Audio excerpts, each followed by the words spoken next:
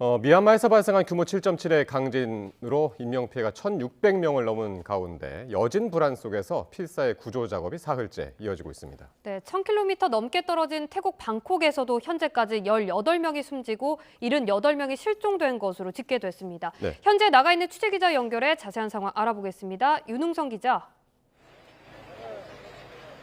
네, 태국 방콕에 나와 있습니다. 네, 태국 방콕이군요. 미얀마에서 발생한 강진이 이제 태국에도 피해를 줬는데 피해 정도가 어느 정도였습니까? 네, 제 뒤로 보이는 건물이 미얀마 강진으로 무너진 33층의 방콕 빌딩입니다. 산산조각난 건물 더미가 켜켜이 쌓여 있고요. 각종 철근과 구조물들이 그대로 노출되어 있는데요. 지금은 계속해서 굴착기 작업이 이루어지고 있고 조금 전부터 잔해 제일 위쪽에 인부들이 직접 들어가서 잔해를 헤치면서 수색을 하는 작업을 이어나가고 있습니다. 날이 어두워지면서 야간 조명을 켠 채 계속 작업도 하고 있고요. 아직 아쉽게도 생존자 소식은 들려오지 않고 있습니다. 이 건물 붕괴로 현재까지 11명이 숨졌고 78명이 여전히 건물 잔해에 매몰돼 실종 상태입니다. 태국 정부는 감사원 청사 건물로 지어지던 이곳의 붕괴로 유독 인명피해가 집중되면서 시공사인 중국 국영기업 등에 대한 조사에 착수했습니다. 방콕시 당국은 현지 시각 오후 4시 반 기준 이곳 외에도 7명이 더 숨지는 등 이번 지진으로 18명이 숨지고 33명이 다쳤다고 밝혔습니다. 방콕 시내 도로와 건물 곳곳도 균열 등이 발생해 통제가 이뤄지고 있습니다.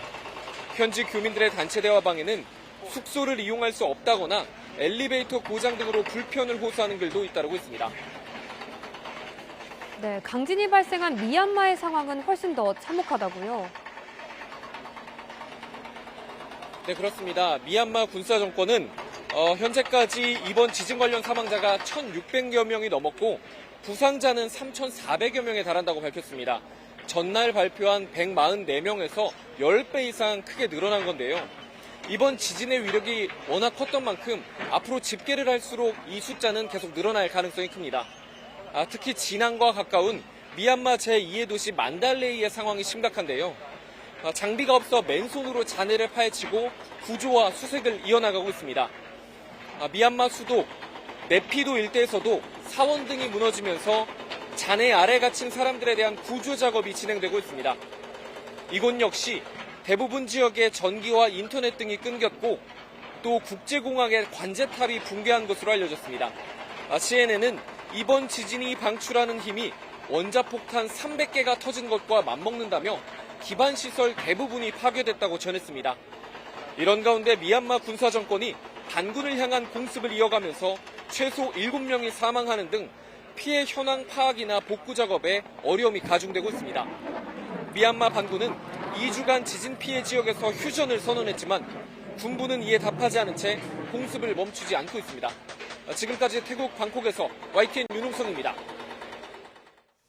예, 교수님, 윤웅성 기자 지금 보도 보셨는데요. 네네. 태국 현지에서 보내드렸고 미국 연구기관에서는 지금 사망자가 10,000명을 넘을 수도 있다. 이렇게 얘기를 하네요. 이렇게 피해가 커진 이유가 뭡니까? 네, 제가 2023년 미얀마를 다녀온 바로는 저 현지를 좀 이렇게 둘러본 경험이 있어요. 아마 제가 보기에는 15,000명이 넘어갈 것 같다 이런 생각이 듭니다. 그 이유는 저렇게 그 좀 빈곤 국가들은 이게 경제적으로 열악하신 그런 나라들은 건축물에 대한 규제와 통제 관리 시스템이 매우 미흡하고 또 그러다 보니 내진 설계가 전혀 안 되는 벽돌 구조들로 대부분 건축들이 이어져 있습니다. 지금 저 벽돌 보이지 않습니까? 네. 심지어는 문화재들조차도 벽돌 구성으로 많이 되어 있는데요. 이 지진이 발생을 했을 때 특히 이렇게 조금 경제적으로 열악한 사정의 나라들에서 사상자가 많이 나온 이유는 대부분 건축물들이 벽돌 구조들이고요. 저 지금 사진들은 그나마 콘크리트 형태를 갖춘 건축물이 있는 도시 사진이지만 시골로 들어가면 완전히 그 대부분의 그런 벽돌과 나무로 이루어져 있는 곳들이다. 그러니까 내진 설계가 전혀 되어 있지 않고요. 그러다 보니까 또 저기는 이제 사실상 내전 상태이다 보니 저렇게 이제 그 더 자국민 보호 시스템도 잘 안 될 것이다. 특히 이제 국제사회에서는 빈곤 국가이면서 거대한 재난이 발생을 하는데 내전 상태인 나라들이 꽤 있습니다.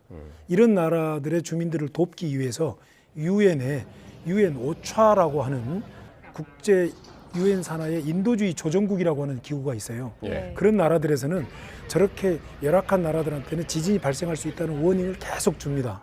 그런데 문제는 미얀마는 그 워닝을 받고 실행할 정부가 내전 중이에요. 예. 그래서 더더군다나 저기는 아주 심각하다. 그렇군요. 예, 집계도 제대로 파악하기 어려울 것이다. 이렇게 평가가 됩니다. 이 와중에 여진도 계속될 것이라는 전망인데요. 예. 현재 인력과 기계가 부족해서 맨손으로 구조하고 있다는데 좀 구조가 어려운 상황인 거죠? 그렇습니다. 이제 지진이 발생하면 대부분의 사상자들은 건축물 붕괴로 인해서 그 붕괴의 건축물 안에 있던 분들이 많이 돌아가시게 됩니다. 그러면 이제 또 아직 이렇게 건축물 붕괴되는 곳에서 구사일생으로 이렇게 생존해 계신 분들이 있는데 네. 이분들을 구조해 내려면 공간을 만들어야 되지 않습니까? 예. 근데 그건 특수 장비가 들어가요. 그렇죠. 이 공간을 만들다가 더 무너져서 또 돌아가신 분도 있고 예. 이 과정에서 여진이라는 것이 발생해요. 벌써 지금 5.3의 여진이 한번 일어났습니다. 예. 네피도에서는. 예. 이 여진이 일어나가지고 구조하다가 구조대원도 다치고 구조 대상자도 아예 돌아가시고 이런 분들이 있는데 그런 장비가 매우 열악합니다. 그래서 네팔 미얀마 군사정부는 국제사회에 지원 요청을 하고 있어요. 예. 그러면 이제 우리나라도 지원을 갈 수가 있습니다. 이 시스템이 해외 긴급 구조에 관한 법률에 의해서 KDRT가 출발할 수가 있습니다. 코리아 디제스터 릴리프 팀이라고 해서 예. 우리나라 국제 구호대가 예. 여기에는 각종 장비, 의료진들 다 싣고 이제 가는데 우리나라만 가는 게 아니라 세계 여러 나라들이 도착을 해요. 이러면 굉장히 혼란스럽지 않습니까? 그렇죠. 이걸 코디네이팅 하기 위해서 아까 말씀드린 유엔 인도주의 조정국 유엔 오차가 도착을 해서 예. 조율을 해줍니다. 한국 니네들은 네피도로 가라.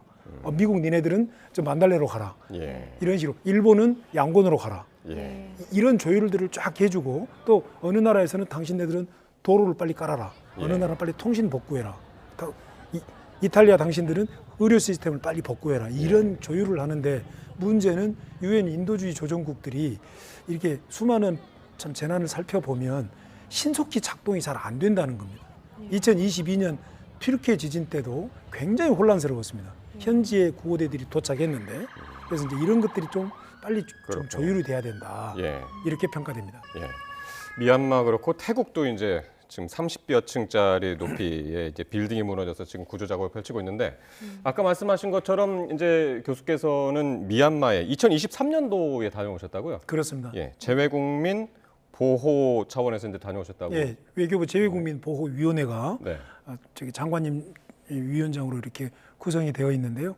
그래서 외교부는 많은 노력을 하고 있는 것으로 제가 관찰이 됩니다. 저도 참여를 했고 특히 빈곤 국가들일수록 그 나라 국민을 보호할 수 있는 네. 국민보호 시스템이 잘 안 되어 있는데 예. 우리 국민을 보호해달라고 하는 데는 또 한계가 있지 않습니까? 우리 재외국민이 또 중요하잖아요. 우리 그렇습니다. 입장에서는. 그래서 이제 우리 외교부에서는 재외국민 보호를 위한 현장 조치 행동 매뉴얼을 2020년 이전에 다 만들어서 배포를 했고 이 시스템 속에 이런 해외 재난이 발생했을 때 어떻게 국민을 보호할 것이냐 이런 과정에 또 큰 성과가 또 있었던 것이 관찰이 됩니다. 수단 사태 때나 예. 레바논 그 어떤 작년의 사태 때 우리 교민을 잘 철수했던 그런 그리고 또 우리 우방국을 도와줬습니다. 우방국 교민을 철수할 때도 그렇기 때문에 이 미얀마에서도 지금 그 우방국끼리 지금 정부가 지금 이렇게 내전 상태이기 때문에 우방국끼리 그 외교단들끼리 서로 정보를 주고 받으면서 서로 자국민 보호에 대한 품앗이 외교를 펼치는 그런 것으로 저는 관찰이 되고 있고요. 예. 그런 것들이 또 잘 작동이 되어서 우리도 도와주고 그래서 아까 말씀드린 우리 해외 긴급 구호대가 가면 예. 해외 긴급 구호대는 우리 국민을 보호하러 간 게 아니라 인도주의적으로 미얀마 국민들을 도와주러 가는데 그렇게 가주면 우리 국민을 보호해달라고 미얀마 정부한테 요청하기가 예. 더 좋다는 거죠. 그래서 이제 이런 보통 외교 현장에서는 상호주의라고 하지 않습니까?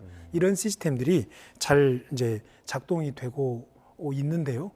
이제 가장 중요한 것은 국제 기구가 코디네이팅을 잘 해야 된다. 저는 이렇게 평가를 하고 싶습니다. 알겠습니다. 더 이상 인명 피해가 커지지 않기만을 바라는 수밖에 없고요. 우리 재외 국민들도 안전하기를. 지금까지 이제 피해가 없다고 하니까요. 더 다행입니다. 이상 피해가 없기를 바랍니다.